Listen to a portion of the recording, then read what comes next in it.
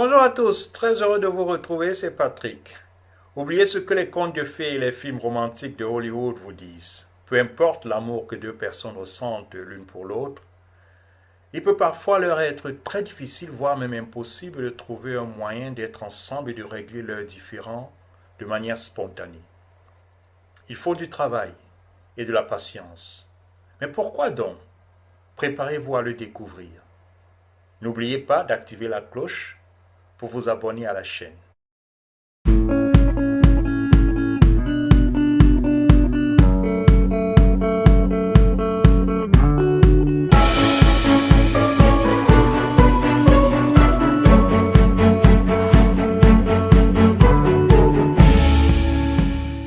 Merci de nous rejoindre. Oui, aujourd'hui, comme vous le constatez, nous parlons d'attachement, nous parlons d'amour. Vous êtes dans une relation et voulez comprendre votre type d'attachement et comprendre le comportement de votre partenaire, du moins une partie de son comportement. Installez-vous confortablement et gardez l'écoute. Proposé pour la première fois par le psychologue britannique John Bowlby dans les années 70, la théorie de l'attachement est un modèle psychologique et évolutif du comportement humain, basé sur l'idée que le besoin d'être en relation étroite est gravé dans nos gènes. Cela peut sembler un peu conservateur, surtout dans notre époque où l'individualisme radical est plutôt de mise. Mais cela a beaucoup de sens sur le plan de l'évolution. Pour commencer, posez-vous la question suivante. Si vos premiers voisins étaient des lions, des tigres ou tout autre prédateur, choisirez-vous de compter sur vous-même pour vous protéger ou alors allez-vous choisir de former une alliance étroite avec quelqu'un d'autre? Le monde préhistorique n'était pas un endroit pour les solitaires. Les personnes qui refusaient, pour des raisons quelconques, de devenir dépendants des autres étaient beaucoup plus susceptibles de devenir des proies. Pendant des centaines de milliers d'années de notre évolution, être attaché à quelqu'un était un avantage de survie. En d'autres termes, de manière assez contre-intuitive, la sélection génétique a favorisé les plus vulnérables parmi nos ancêtres, c'est-à-dire ceux qui permettaient aux autres de prendre soin d'eux. Maintenant, évidemment, nous ne sommes plus chassés par des prédateurs. Notre vie a changé, notre monde a évolué. Mais nous avons toujours tendance à agir comme si nous l'étions toujours. Cela ne devrait surprendre personne. En termes d'évolution, nous avons atteint le sommet de la chaîne alimentaire que très récemment. Notre cerveau émotionnel nous a été transmis par l'Homo sapiens qui a vécu à une époque complètement différente. Et c'est leur mode de vie et les dangers qu'ils ont rencontrés, les Homo sapiens, que nous avons intégrés profondément. Et c'est ceci qui détermine le fait que nous sommes toujours enclins de vouloir vivre en nous attachant à d'autres. Nos sentiments et comportements dans les relations aujourd'hui ne sont pas très différents de ceux de nos premiers ancêtres. À titre d'exemple, notre cerveau possède toujours un mécanisme biologique spécifiquement responsable de la création et de la régulation de notre connexion avec nos figures d'attachement, nos parents, nos enfants, nos partenaires amoureux et j'en passe. C'est ce qu'on appelle le système d'attachement. Et il se compose d'émotions et de comportements qui garantissent que nous restons en sécurité et protégés en restant proches de ceux que nous aimons. Lorsqu'ils sont séparés, par exemple, de leur mère, les enfants commencent immédiatement à le manifester. Ils deviennent paniqués et très souvent ils pleurent, refusant de se calmer tant qu'ils n'ont pas rétabli le contact avec leur maman. À l'époque préhistorique, être proche d'un partenaire était une question de vie ou de mort. Et notre système d'attache s'est développé pour traiter une proximité comme une nécessité absolue. Alors ceci devient plus intéressant. À savoir, puisque le système d'attachement reste également une partie du cerveau d'adulte, les adultes présentent le même soi-disant comportement de protestation que les enfants. C'est juste un peu plus subtil. Pensez simplement à la dernière fois qu'un de vos proches n'est pas arrivé à la maison à temps. Ou d'une manière ou d'une autre, vous n'avez pas eu de nouvelles. L'émotion qui vous a traversé. Vous vous souvenez de la sensation d'enfoncement dans votre estomac et de l'hystérie qui parfois peut l'accompagner. Eh bien, c'est ce système d'attache qui prend les rênes de votre corps. Et tous ces nombreux appels que vous allez faire sur son téléphone. Imaginez un seul instant qu'il ne réponde pas. Alors vous imaginez le pire. La panique s'installe parfois. Rien plus qu'une version adulte des pleurs incontrôlables d'un enfant. Oui, comme un enfant, ce n'est qu'une tentative plus ciblée et dirigée de rétablir le contact avec quelqu'un qui vous est cher. Si vous avez été dans une telle situation, vous savez probablement déjà que vous ne vous sentirez pas calme, vous ne vous sentirez pas mieux, ni à l'aise avant que votre proche ne décroche le téléphone ou ne fasse un signe de vie quelconque. Mieux encore, tant qu'il ne sera pas rentré. Il est très fascinant et curieux que le fonctionnement normal de votre corps et de votre cerveau puisse dépendre de la présence et du bien-être de quelqu'un d'autre. C'est l'un de ces effets secondaires fascinants d'être programmé pour distinguer les individus spécifiques et les rendre précieux pour vous. Évidemment, avec le temps, ils deviennent une partie de vous.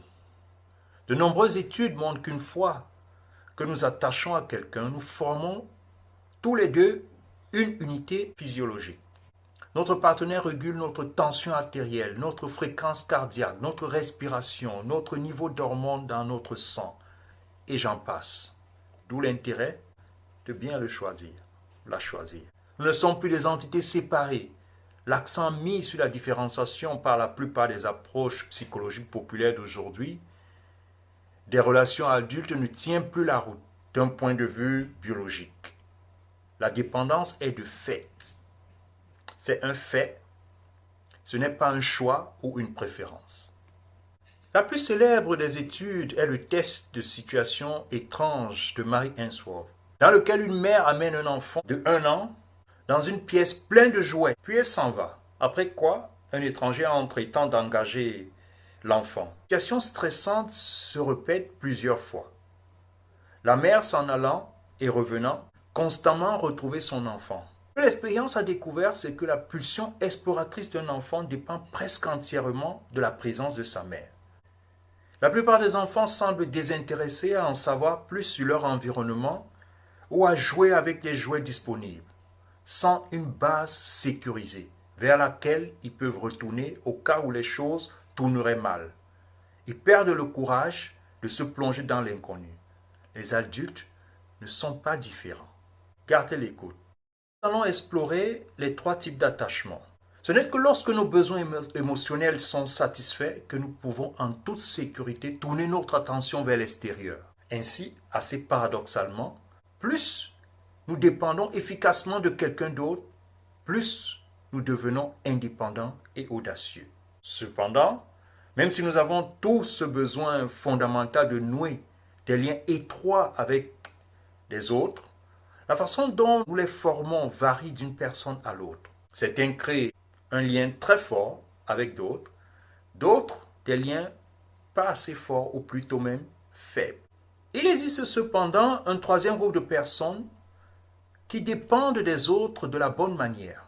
Par conséquent, la théorie de l'attachement désigne 3 principaux styles d'attachement pour les adultes en général. C'est tellement basé sur la manière dont les gens perçoivent et réagissent à l'intimité dans leurs relations amoureuses. 3 types qui sont parallèles à ceux trouvés chez les enfants. L'anxieux, l'évitant et le sécurisé. Le premier type, les personnes anxieuses, elles ont la capacité d'une grande intimité et aiment être très proches de leur partenaire amoureux.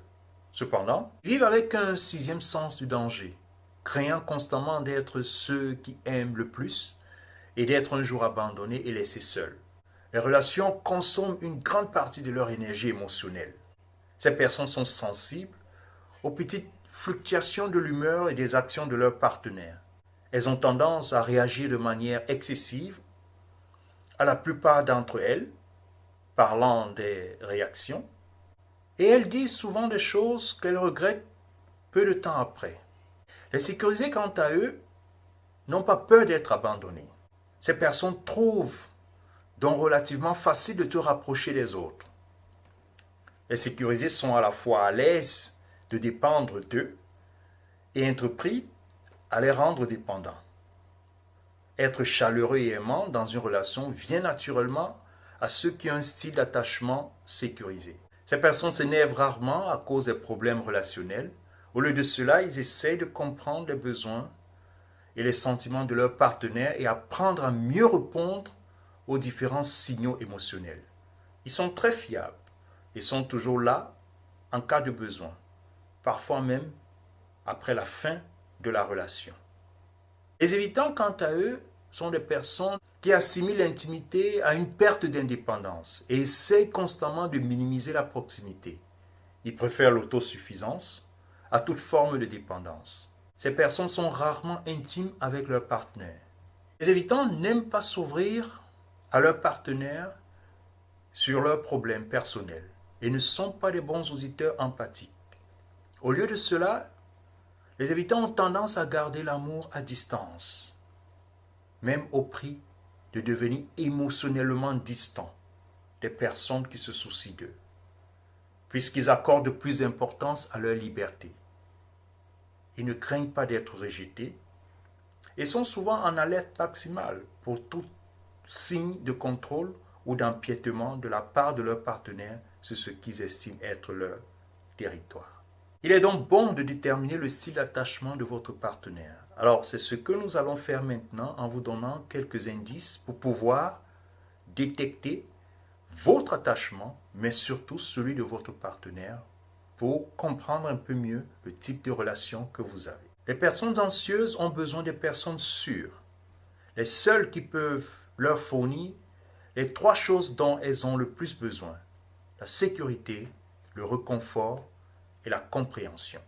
D'un autre côté, si l'un des partenaires est anxieux et l'autre évitant, leur relation est susceptible de devenir plus un voyage agité qu'un refuge sûr. Par conséquent, comme je le disais, il ne suffit pas de connaître votre style à vous uniquement. Il est encore plus important de déterminer le style d'attachement de votre partenaire. Voici donc quelques règles, les 5 règles d'or pour déchiffrer les styles d'attachement. Première règle, déterminer s'il recherche l'intimité et la proximité. Aucune question n'est plus importante que celle-ci. Si la réponse est non, alors votre partenaire a probablement un style d'attachement évitant. Si c'est oui, alors il est du style sûr ou anxieux. La deuxième clé est d'évaluer à quel point ils sont préoccupés par la relation, à quel point ils sont sensibles au rejet. Pour faire la distinction entre ceux qui ont un style d'attachement sécurisant et ceux qui ont un style d'attachement anxieux, essayez de déterminer si votre partenaire en quête d'intimité est facilement blessé par les choses que vous dites et s'il s'inquiète pour votre avenir ensemble. Si la réponse à cette question est oui, il est probable qu'il ait un style d'attachement anxieux. La troisième clé est de ne pas vous fier à un seul symptôme ou un seul trait de caractère. Recherchez plusieurs signes. Abandonnez les idées préconçues et ne vous précipitez pas dans les conclusions hâtives. Les gens sont après tout des êtres complexes. Par exemple, l'arrogance peut être un symptôme d'un type évitant, mais cela peut aussi être un masque cachant quelqu'un qui a besoin de proximité et d'intimité profonde. Ainsi, pour déterminer le style d'attachement de votre partenaire, concentrez-vous plutôt sur une combinaison de faits, une combinaison de comportements et d'attitudes qui ensemble créent un modèle cohérent. La quatrième règle est d'évaluer leur réaction à une communication efficace. Que ce soit à un rendez-vous ou alors à un anniversaire de mariage pour ceux qui sont ensemble depuis un bout de temps, ne vous censurez pas devant votre partenaire de peur de paraître nécessiteux ou impatient ou étrange. Ne laissez pas votre ego prendre le dessus. Soyez honnête avec eux. Exprimez vos besoins et vos vrais sentiments. Ceci peut être un test décisif utile de la capacité de l'autre personne à répondre à vos besoins. Une réponse en temps réel est parfois et généralement beaucoup plus révélatrice que tout ce qui pouvait être révélé après un certain temps de réflexion, lorsqu'on a mis l'intelligence et lorsqu'on n'est plus en train de répondre de manière spontanée. Lorsque vous êtes honnête et que vous parlez franchement, les personnes sûres vous comprendront. Les personnes anxieuses deviendront plus ouvertes. Quant à l'évitant, il commencera à se sentir mal à l'aise. Alors la cinquième règle d'or est d'écouter et chercher aussi ce que votre partenaire ne dit pas ou ce qu'il ne fait pas. Faites confiance à votre intuition. Parfois, ce que votre partenaire ne dit pas ou ne fait pas parle plus fort et est plus éloquent que les paroles et les actes. C'est à vous de jouer maintenant. Vous avez toutes les clés pour déterminer votre style d'attachement et aussi celui de votre partenaire. Ceci est important. De savoir que parfois, il ne fait pas forcément toujours exprès. Il faut beaucoup de travail dans une relation pour arriver à une entente. Et l'entente parfaite, comme on l'a dit au départ, n'est peut-être qu'une invention de Hollywood. En définitive, les amis, les personnes anxieuses sont préoccupées par les sentiments de leur partenaire. Les évitant, au contraire, s'en désintéressent trop. Si vous n'êtes pas une personne sûre, c'est-à-dire chaleureuse, aimante et à l'aise avec l'intimité, essayez d'en trouver une, car les relations entre les personnes anxieuses et évitantes sont des montagnes russes émotionnelles éprouvantes pour les deux parties. Merci de liker, de vous abonner et de partager. Sur ce les amis, et jusqu'à la prochaine, take care.